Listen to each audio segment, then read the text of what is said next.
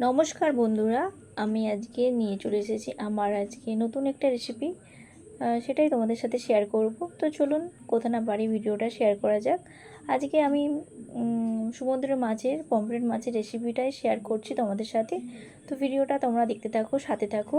আর ভালো লাগলে please like comment share করতে অবশ্যই ভুলো না। তো চলুন তাহলে দেখা যাক আমার ভিডিওটা, সম্পূর্ণ ভিডিওটা দেখার অনুরোধ রইল। তো ভিডিওটা তোমরা দেখতে থাকো। আমি এখানে 5টার মতন পমফ্রেট মাছ নিয়েছি। ভালো করে আমি নুন হলুদ দিয়ে ভালো করে ম্যারিনেট করে আমি মাছগুলোকে একে একে করে এপিট ওপিট করে ভেজে নিয়েছি। আমি এই পমফ্রেট মাছগুলোকে বেশি কড়া করে ভাজিনি, কারণ কড়া করে ভাজলে এই মাছগুলো স্বাদ থাকে না। তো সেই জন্য আমি হালকা করে ভেজে নিয়েছি। তারপর আমি মাছ ভাজার যা যা উপকরণ লাগে সেটাই তোমাদের সাথে দেখাচ্ছি। আমি এখানে 2টোর মতন পেঁয়াজ নিয়েছি, তারপর একটা টমেটো, আর এখানে পোস্ত বাটা। তো আমি আজকে এই মাছটার পুরোটাই পোস্ত দিয়েই করব। তো পোস্তর যে ঝাল হয়, মাছের ঝাল, সেটাই আজকে সেই রেসিপিটাই তোমাদের সাথে শেয়ার করছি।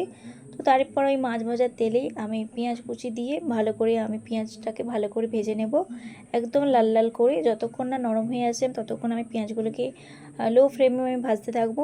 তো তোমরা ভিডিওটা দেখতে থাকো। এদিকে আমার পেঁয়াজ ভাজা হয়ে আসে, তারপর পেঁয়াজ এর উপরে আমি ওই যে টমেটোটা যে কেটে রেখেছি সেটাই আমি দিয়ে দেবো, ভালো করে ভাজতে থাকবো। তো পেঁয়াজ টমেটোকে ভালো করে আমি ভেজে নেব। তো টমেটোর উপরে আমি সামান্য একটু নুন দিয়েছি, যেহেতু নুন দিলে নাকি টমেটোগুলো একটু গলে যায় আর ভালো নাকি ভাজা হয়, তো সেই জন্য আমি নুন দিয়েছি। তো তারপর আমি পেঁয়াজ টমেটোকে ভালো করে আমি লাল লাল করে একবার কষিয়ে নিচ্ছি, ভালো করে ভেজে নিচ্ছি। তোমরা ভিডিওটা দেখতে থাকো।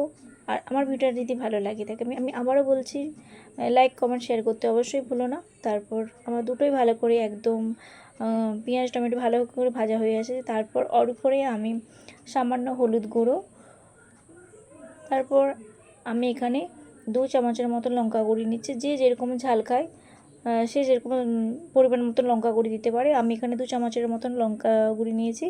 তারপর আমি যেহেতু আগে থেকে আমি টমেটোর উপরে যেহেতু আমি আগে থেকে একটু নুন দিয়েছি, তো সেই জন্য আমি তো একটু এদিকে চেক করে আমার আমি নুনটা কষানো দিলাম, প্রায় যেহেতু হয়ে এখানে নুনটা এসেছে একটু বলতে কম কম পারো। লাগছে। তো আর তারপর আমি উপর ওই থেকে আমার তেল মশলাগুলোকে ছাড়াও ভালো জ্বলতে করে শুরু আমি করে পেঁয়াজটা দিয়েছে। সঙ্গে একবার তাও কষিয়ে আমি নেব। মিনিট 2 মিনিটের মতন আরেকবার ভালো করে কষিয়ে নেব। তারপর আমার কষানো প্রায় কমপ্লিট। আর আমি আগে থেকে যে পোস্তটা যে বেটে রেখেছি, আমি ওর সঙ্গে পোস্তটা আমি অ্যাড করব। আর বন্ধুরা, আমি এখানে পোস্তের পরিমাণটা আমি একটু বেশি নিয়েছি, যেহেতু আমি পোস্তটা মানে ওই মাছের একটু গ্রেভি গ্রেভি খেতে পছন্দ করি। তো সেই জন্য আমি পোস্তের পরিমাণটা আমি এখানে বেশিও নিয়েছি। তারপর আমি পোস্তটা যেহেতু আমি দিয়েছি, ওর সঙ্গে আরেকবার ভালো করে সমস্ত মশলাগুলোকে কষিয়ে নেব। যতক্ষণ না তেল ছাড়ছে আমি ভালো করে 2 মিনিটের মতন একটু কষিয়ে নেব নেড়ে চেড়ে।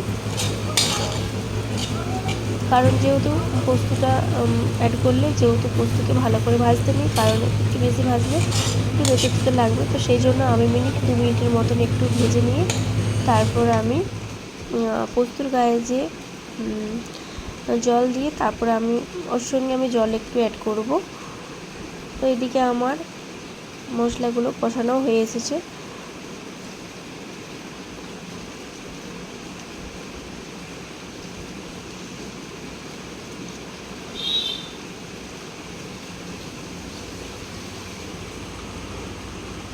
তো আমি মশলার সঙ্গে কিছুটা জল দিয়ে ভালো করে মশলাটাকে একটু কষিয়ে নেব, যাতে মশলাটা যেন না পুড়ে যায়। তো সেই জন্য আমি ভালো করে জল দিয়ে ভালো করে মশলাটাকে আমি খুব ভালোভাবে কষাতে হবে, যাতে কোনো কাঁচা গন্ধ যেন না থাকে।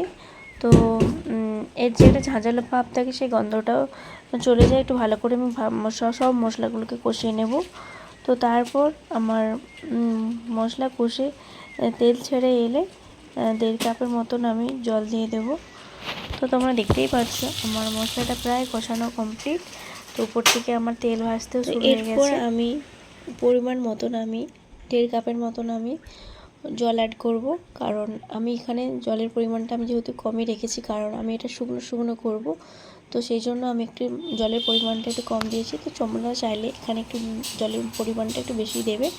তো তারপর আমি এটা 5 থেকে 7 মিনিট আমি এটা রান্না করে নেব।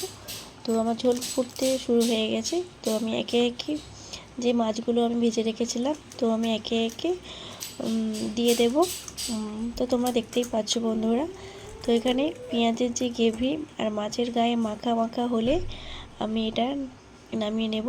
তো এখন আমি লো ফ্লেমে আমি এটা একটু ভাজতে সময় দেব। তো আমার রান্নাটা প্রায় হয়ে এসেছে। তো কালারটা কেমন হয়েছে তোমরা অবশ্যই কিন্তু জানাতে, আমাকে কমেন্ট সেকশানে জানাতে ভুলো না। আমার রান্না প্রায় কমপ্লিট হয়ে এসেছে। তো এরপর কাঁচা সর্ষের তেল ছড়িয়ে গ্যাস বন্ধ করে দেব। তো তারপর পেঁয়াজের গ্রেভি মাছের গায়ে মাখা মাখা হলে নামিয়ে গরম ভাতের সাথে আমি পরিবেশন করে নেব।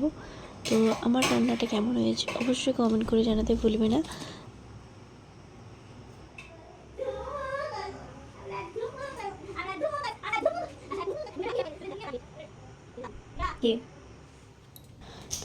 গরম গরম ভাতের সাথে আমি এটা সার্ভ করে নিচ্ছি।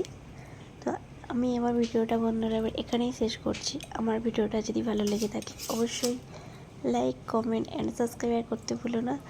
তো টাটা, আবার দেখা হচ্ছে নেক্সট পরবর্তী ভিডিওতে। ততক্ষণ তোমরা সবাই ভালো থাকবে, সুস্থ থাকবে। Tata, thanks for watching, by.